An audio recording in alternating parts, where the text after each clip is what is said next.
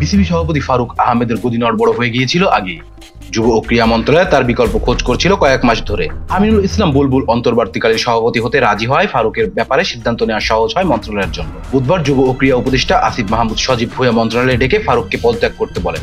এই ঘটনা প্রকাশ্যে আসার পর আড়ালে থাকা বুলবুলও সামনে চলে আসেন।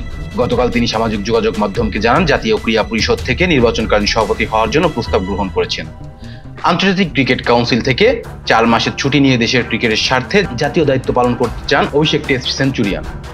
যদিও সভাপতির পদ থেকে পদত্যাগ করবেন না বলে জানিয়েছেন ফারুক। তিনি নিজের অবস্থান জানানোর পরপরই 8 পরিচালক ফারুকের বিরুদ্ধে চলে গেছেন। তার বিদায় নিশ্চিত করতে বিগত 9 মাসে সভাপতির স্বেচ্ছাচারিতা বর্ণনা সহ পরিচালকরা ক্রীড়া পরিষদকে চিঠি দেন। এই অভিযোগের ভিত্তিতে ফারুকের সভাপতি পদ থেকে বহিষ্কার করা সহজ হয় এনসিসির জন্য। গতকাল ফারুকের পরিচালক পদ বাতিল করে রাতে প্রজ্ঞাপন জারি করেন এনএসসি। এই ক্ষেত্রে অটো বাতিল হলো তার সভাপতি পদ। এরই মধ্যে আমিনুল ইসলাম বুলবুলকে এনএসসির পক্ষ থেকে কাউন্সিলরশিপ দেওয়া হয়েছে বলে সূত্রের খবর। 5ই আগস্ট সাবেক ক্রীড়ামন্ত্রী ও বিসিবির সভাপতি নাজমুল হাসান পাপন বিদেশে পলাতক হওয়ার পর ফারুক এনএসসি কোটায় কাউন্সিলর ও পরিচালক মনোনীত হন। পরিচালকদের ভোটে জরুরি সভায় 21শে আগস্ট প্রথমবার ক্রিকেট সভাপতি নির্বাচিত হন। প্রথম 3 মাস পরিচালকদের কারো উপর আস্থা রাখতে পারেননি তিনি। নাজমুল আবেদিন ফাহিমকে কাজ করার সুযোগ দিচ্ছিলেন না তিনি। ফলে প্রতিনিয়ত পরিচালকদের দিক থেকে মন্ত্রণালয়ে নালিশ গেছেন ফারুকের নামে।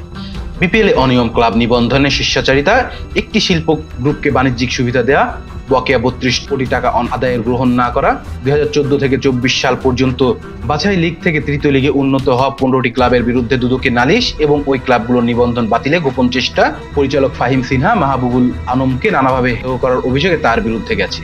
এসব অভিযোগের পর নিজে থেকে সরে যেতে চান না ফারুক। তিনি বলেন, আমি সিদ্ধান্ত নিয়েছি পদত্যাগ করব না।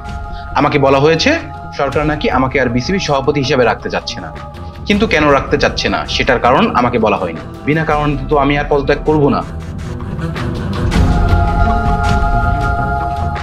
এই মুহূর্তে নানা মহল থেকে বলা হচ্ছে ফারুককে কারণ ছাড়াই সভাপতি পদ থেকে সরিয়ে দেওয়া হচ্ছে। সভাপতি নিজেই এই প্রশ্ন তুলেছেন। যদিও 8 পরিচালক 3 পাতার চিঠিতে যে অনিয়মের অভিযোগ তুলে ধরেছে ওই চিঠি ফারুককে সরে দেওয়ার জন্য যথেষ্ট। মন্ত্রণালয় সূত্রে জানা গেছে ফারুককে নাজমুল হাসান পাপনের উত্তরসূরি করা হয়েছিল বিসিবির গঠনতন্ত্র সংস্কার করে একটি স্বচ্ছ নির্বাচন দেওয়া, পূর্বে দুর্নীতি শ্বেতপত্র প্রকাশ করা এবং অনিয়ম ও স্বেচ্ছাচারিতা বন্ধ করার জন্য। তিনি সে দায়িত্ব পালনে ব্যর্থ হয়েছেন বলে মন্ত্রণালয় ও এনএসসি কর্মকর্তারা মনে করেন। এছাড়া তিনি সভাপতি পদে নির্বাচন করার ঘোষণা দেওয়ায় মন্ত্রণালয় নির্বাচনকালীন সভাপতির খোঁজ করতে থাকেন।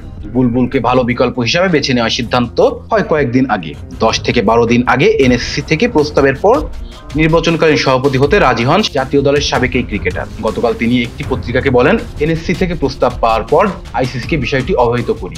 যেহেতু আমি এশিয়া অঞ্চলের ক্রিকেট নিয়ে কাজ করি, তাই বিসিবির নির্বাচনকালীন সভাপতির দায়িত্ব পালনের জন্য 4 মাসের ছুটি দেওয়া হয় আমাকে। আমি নির্বাচন করব না, পরবর্তীতে কাউন্সিলরও থাকবো না, একটি গ্রহণযোগ্য নির্বাচন দিয়ে চলে যাব। বুলবুল রাজি হয় সভাপতি করার প্রক্রিয়া নিয়ে প্রশ্ন ওঠে। ফারুক আহমেদ পদত্যাগ না করলে বিসিবির গঠনতন্ত্র অনুযায়ী নতুন পরিচালক মনোনয়ন এবং সভাপতি নির্বাচন করা সম্ভব না বলে আলোচনা আছে। এনএসসি সূত্রে জানা গেছে গঠনতন্ত্র অনুযায়ী তৃতীয় ক্যাটাগরিতে 5 জন কাউন্সিলর খেলতে পারেন। সেখান থেকে 2 জন পরিচালক মনোনীত করার অধিকার রাখেন। এনএসসির গঠনতন্ত্র অনুযায়ী এই 2 পরিচালককে পদে যে কোনো সময় পরিবর্তন আনার অধিকার রাখেন। যে প্রক্রিয়ায় আহমেদ সাজ্জাদুল আলম ববিকে অব্যাহতি দিয়ে ফারুককে পরিচালক ও সভাপতি করা হয়, বুলবুলের ক্ষেত্রেও একই প্রক্রিয়া অনুসরণ করা হতে পারে।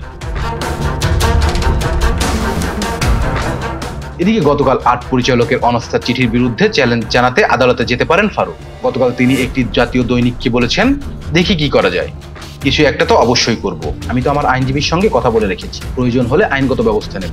এই অনাস্থা গঠনতান্ত্রিক না বলে দাবি ফারুকের। অনাস্থার কোনো সুযোগই বিসিবির গঠনতন্ত্রে নেই, তাই অনাস্থার কিছু আসে না। হয় এই বোর্ড রাখবো, না হয় ভেঙে দেব। Rezan Islam, B sports.